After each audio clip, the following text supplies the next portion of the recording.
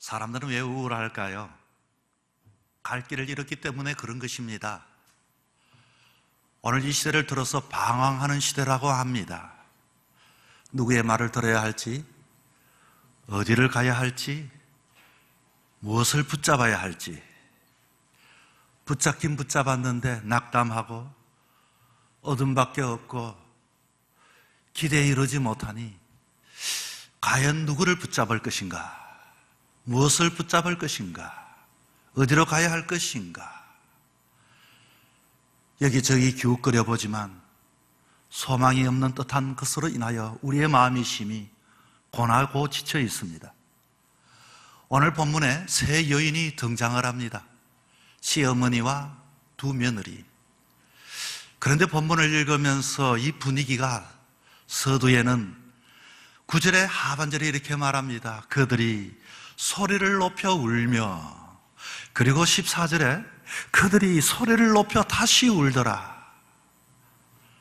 이 가정에 어떤 일이 생긴 것일까요? 왜 이 세 여인이 이렇게 울고 또 다시 울까요? 이 가정은 이렇습니다. 하나님을 잘 섬기는 나오미 가정은 흉년이던 고향 베들레헴을 떠나 이제는 새로운 소망의 땅, 이방 땅 모압이었지만 그곳에서 먹고 살 수 있지 않을까 싶어서 가족들이 이민을 갔습니다. 그런데 그곳에서 그만 기둥 같은 남편을 이 세상을 떠나버렸습니다. 이 여인은 그 마음에 그 슬픔, 남편을 잃었던 아픔이 가득합니다.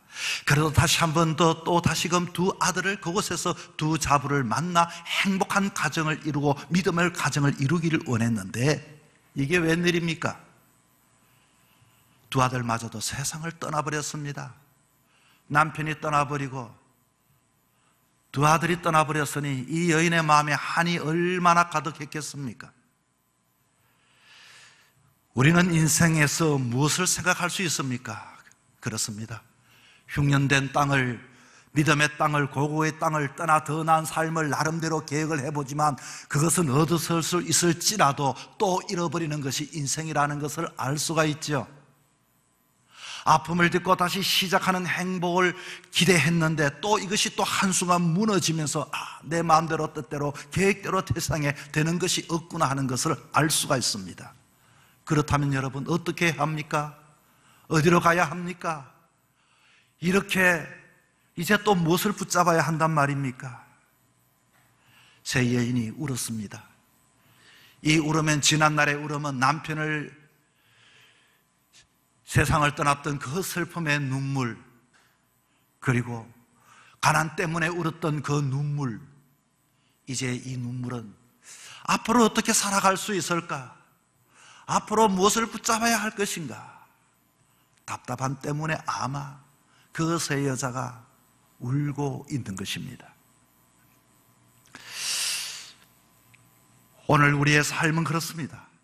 열심히 일하면 자꾸 슬퍼지고 눈물이 마르지 않는 것은 채워지지 않고 해결될 만한 그 모든 물질의 문제가 여전히 채우지 않으면 사람들은 울게 되어집니다. 새로운 소망과 꿈을 꾸고 영적으로 정신적으로 잃어버리고 관계가 깨어지면 울게 되어집니다. 사람들은 나는 괜찮아 큰 소리 치지만 여전히 마음에는 불안해하고 초조해하는 것은 앞으로 미래가 확실하지 않기 때문에 우리는 울음을 가지고 살아갑니다. 어떻게 하면 될까요? 다시금 어떻게 하면 울음을 거칠 수 있을까요? 사람에게는 세 가지만 확실하면 울지 않고 당당하게 복을 받으며 살아갈 수가 있습니다. 첫째는 뭘까요? 혼자가 아니라 나와 동행해 줄 만한 함께할 사람이 확실하게 있다면 고독하지 않습니다. 두 번째는 죽음의 자리에까지 갔으라도 그 가치가 있는 일을 감당하면은 두려워할 필요가 없습니다. 그리고 영원한 가치, 영생의 가치를 소유한다면은 울 필요도 없고 방황할 필요도 없습니다. 오늘 본문은 룻이라는 이 여인, 이 자부가 울었지만은 그러나 이 모든 울음을 중단하고 그리고 기웃거렸지만 그 기웃거림을 중단하고 이제는 시모인 나오미를 붙잡아 쫓아감으로써 이 모든 문제를 해결했다는 내용의 말씀입니다. 어디든지 따라갈 대상이 여러분에게는 있습니까? 따라갈 대상이 없다는 것이죠. 존경할 사람이 없다는 것이죠. 바라볼 깃발이 없다는 것이죠. 함께할 자가 없어서 오늘도 수많은 사람들이 울고 있습니다. 함께 웃고 함께 울고 너 없으면 안 된다고 할 만한 사람이 여러분에게는 있습니까? 내 삶에 함께할 수 있는 그 사람 말입니다. 현대인들은 함께 하면서도 자기의 주장과 자기의 뜻과 자기의 생각을 하다 보니 그만 함께 하다가도 깨어지고 나누어지고 또 혼자 고독하게 살아가게 되는 것입니다.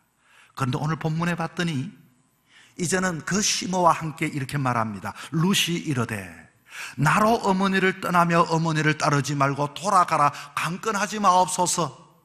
어머니께서 가시는 곳에 나도 가고 어머니께서 유숙하시는 곳에 나도 유숙하겠나이다.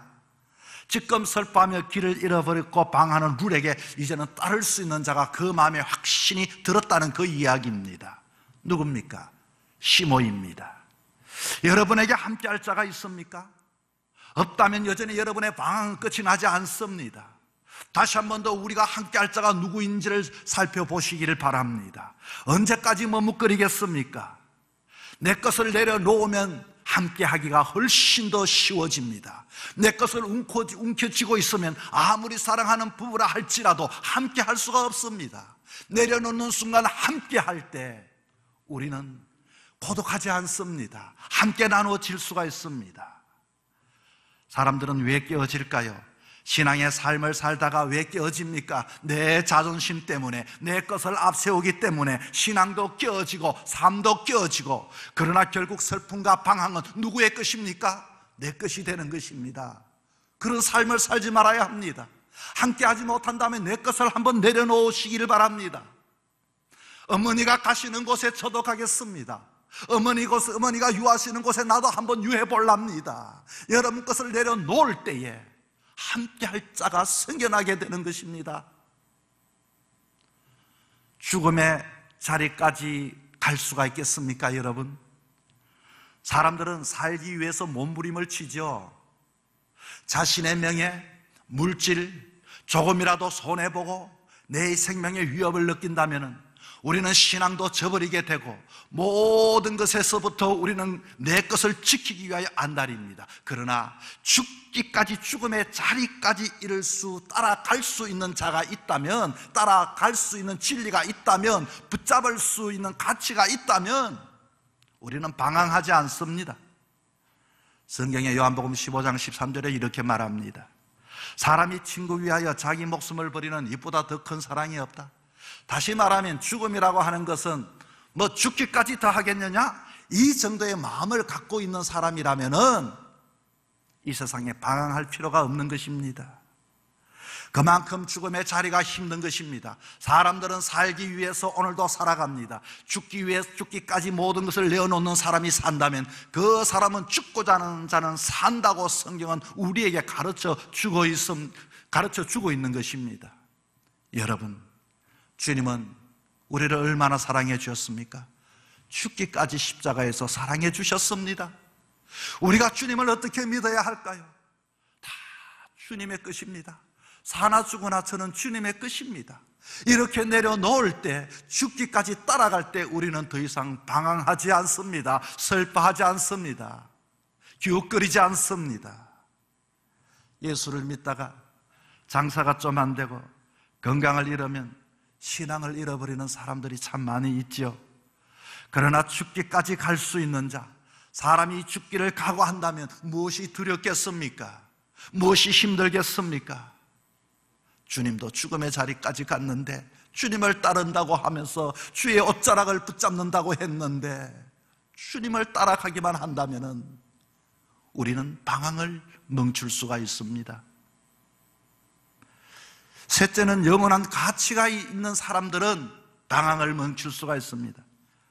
오늘 본문에 봤더니 어머니의 하나님이 나의 하나님이 되시리니. 룻은 어떤 여인이었죠? 모압의 여인이었습니다. 모압의 시내에서 자라난 사람입니다. 룻은 나오미를 통하여 누구를 알게 되었습니까? 여호와 하나님을 믿고 섬기는 신앙과 믿음을 그는 얻게 된 것입니다. 우리는 육신의 삶을 살다 보면 영원한 가치를 잃어버리고 살 때가 많이 있습니다. 손에 잡히는 것, 눈에 보이는 것, 주머니에 든 것, 내가 누리는 것이 모든 것인 줄 알고 사람들은 살아갑니다. 그러다 보니 신앙이 가치 없는 것처럼 여겨집니다.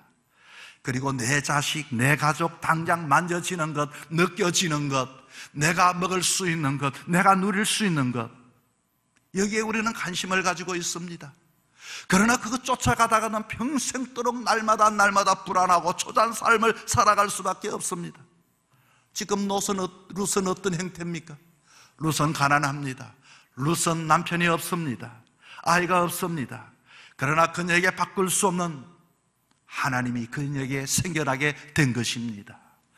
세상의 육신적인 것이 아무리 가난하고 빈곤하다 할지라도 영원하신 하나님을 그는 발견하게 된 것입니다. 여러분, 이 세상에 살면서 예수 그리스도로 인하여 영원한 가치를 알고 깨달아 방황하지 않기를 축원합니다. 주 안에 생명이 있습니다. 주 안에 세상의 모든 것이 있습니다. 주 안에 영생이 있습니다. 주 안에 구원이 있습니다. 그런데 궁금한 게 한 가지가 있습니다. 어떻게 이런 일들이 가능할까요? 어떻게 이 여인이 그것을 발견하게 되었을까요? 오늘 본문에 봤더니 시모인 나오미가 이 룻에게 던져주는 세 가지의 질문을 통해서 아주 멋진 해답을 통하여 인생의 방향을 종지부를 찍게 되었다는 것입니다. 첫째 질문이 뭡니까? 오늘 8절에 봤더니 말합니다. 어머니 집으로 돌아가라. 8절에 나오미가 두 자부에게 이르되 너희는 각각 어머니 집으로 돌아가라. 어디로 돌아가라고 합니까? 어머니 집으로 돌아가라. 집으로 돌아가라. 집은 어떤 곳입니까? 어머니 집은 어떤 곳입니까?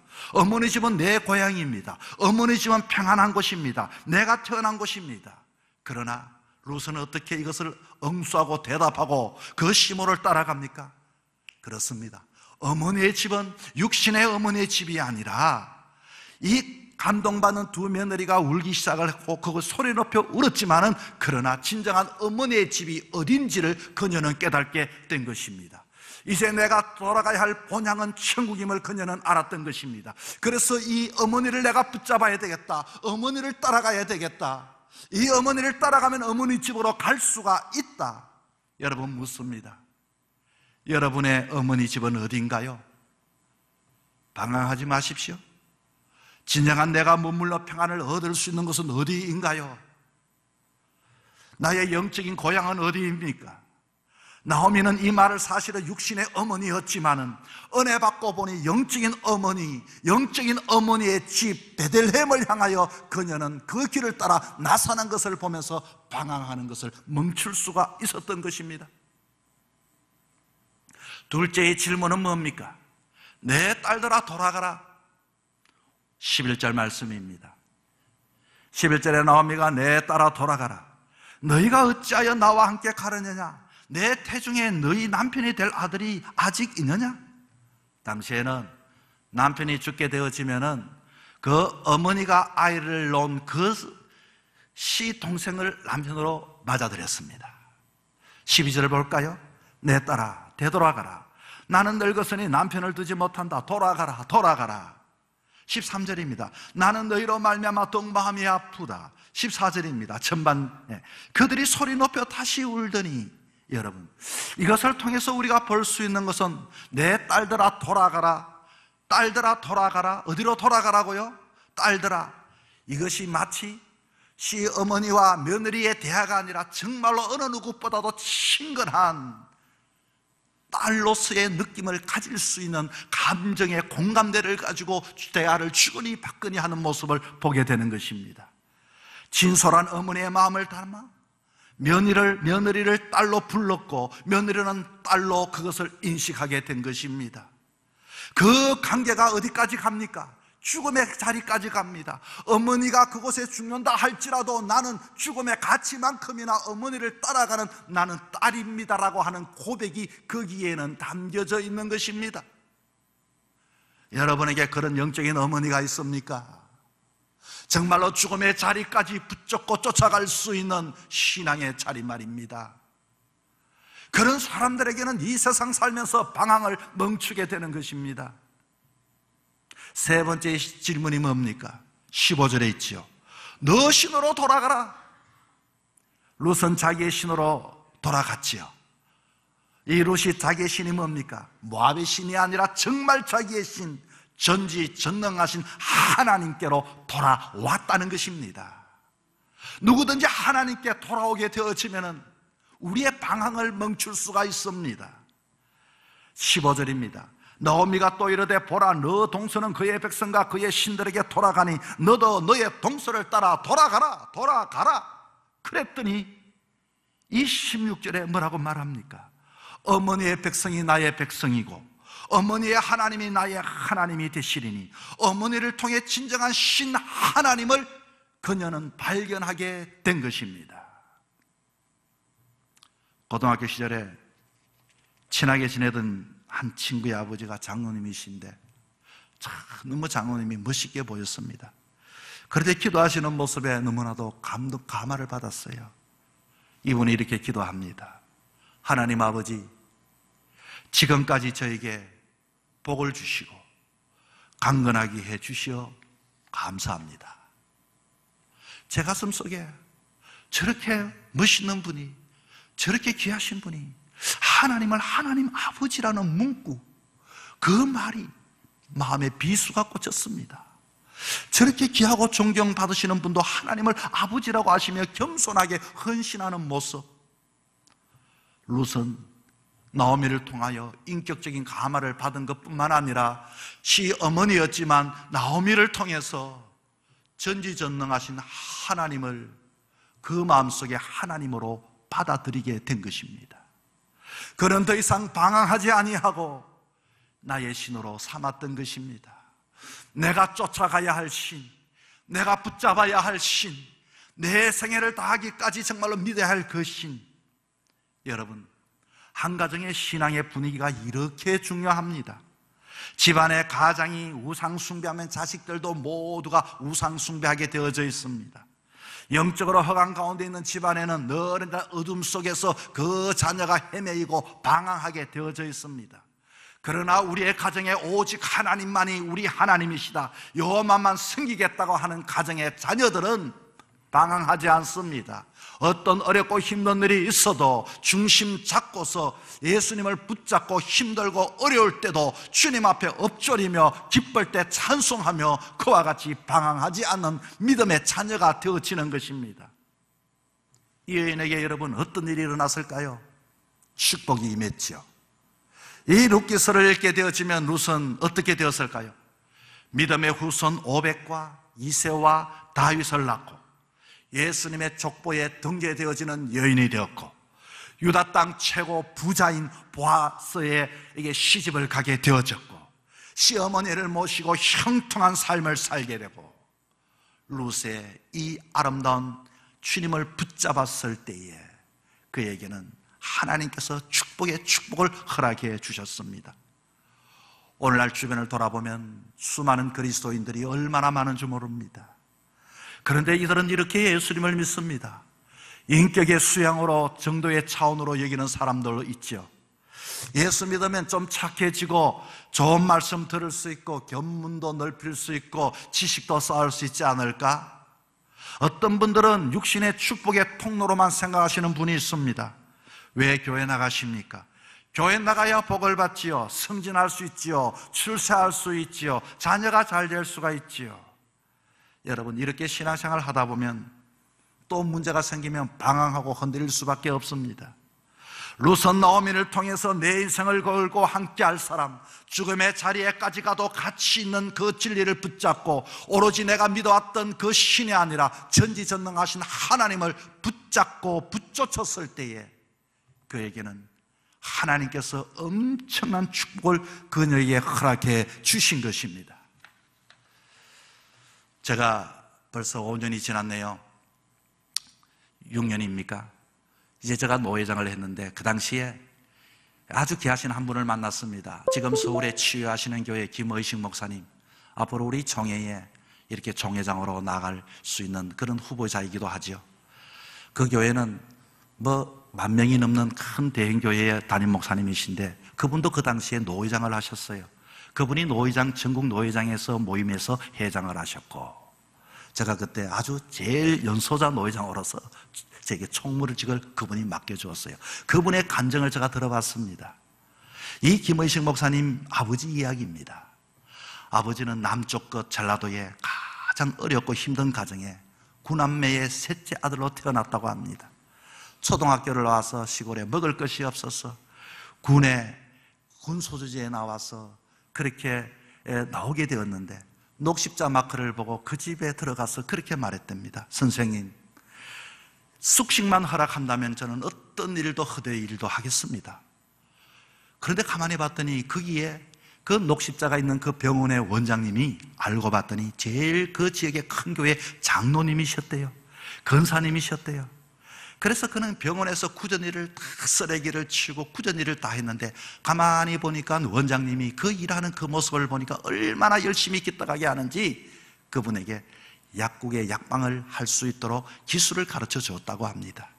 공부를 시켜줬더니 이 약방 시험에 합격을 했습니다.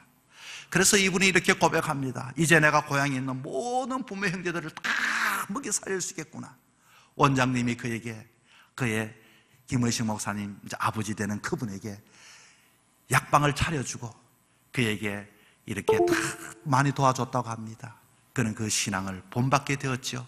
나도 저렇게 큰 훌륭한 장로님이 되겠다. 그리고서 그 고향에 있는 사람을 다 불러들여서 공부를 다 시키고 집을 사주고 그렇게 그 집안의 일가를 일구어 갔다는 것입니다. 모두가 물론 다 예수를 믿게 되었죠. 그리고서 그 지역에는 사실은 약방을 차린 그 지역에는 교회가 없었는데, 그 젊은 총각 집사가 교회를 세우고 전도사님을 모시고 그렇게 약방 아니면 교회, 교회 아니면 약방, 그 원장 선생님의 밑에서 배웠던 것을 그대로 따라했다는 것입니다. 그런데 이 원장님이 어느 날 부르더랍니다. 자네, 내가 보니 참 똑똑한데 내 딸하고 결혼하는 것이 어떠냐. 그래서 결혼을 한 것이 이 김의식 목사님 어머니가 바로 그 큰 병원의 원장의 딸이었고, 아버지는 거기에 산으로 왔던 사람이었다고 합니다. 지금도 그 가정은 수많은 장로님과 권사님과 우리 총회 여전도의 회장까지 하신 분이 그의 작은 어머니라고 합니다. 그때 전도를 받으신 분이래요.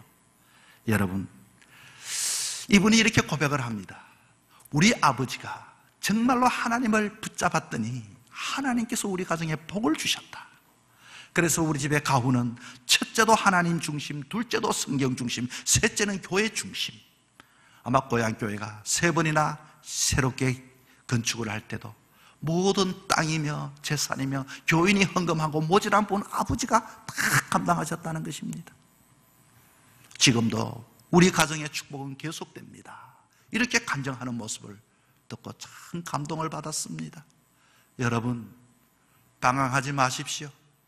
우리가 어떤 사안이든지 우리가 어떤 허들의 일을 하든지 정말로 내가 붙잡을 것을 분명하게 붙잡게 될 때 하나님께서 저와 여러분의 인생을 책임져 주시게 될 것입니다. 사랑하는 성도 여러분, 방황하지 마십시오. 우리는 무엇보다도 함께할 사람이 있는가? 죽음에까지 같이 있는 것을 나는 붙잡고 있는가? 나의 하나님은 정말로 전지전능하신 하나님을 내가 붙잡고 쫓을 때 루드에게 허락해 주던 그 축복이 저와 여러분에게도 임하기를 주의 이름으로 축원합니다.